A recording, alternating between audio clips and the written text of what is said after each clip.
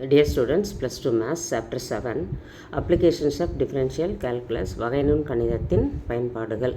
Exercise 7.3 பயிற்சி 7.3. இதில் வந்து 7th sum நம்ம பார்க்க போகிறோம்.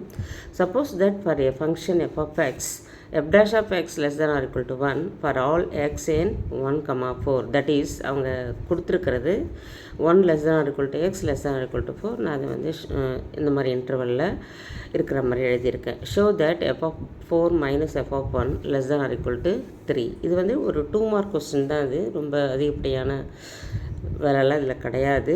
பை லக்ரான்ஜஸ் மீன் வேல்யூ தேரம் நமக்கு என்ன தெரியும்னா f dash of c equal to f of b minus f of a by b minus a அப்படின்னு தெரியும். இப்போ நமக்கு f of 4 minus f of 1 by 4 minus 1 அப்படின்னு எழுதிக்கிறோம். ஏன்னா இன்டர்வல் வந்து 1 to 4 கொடுத்துருக்காங்க.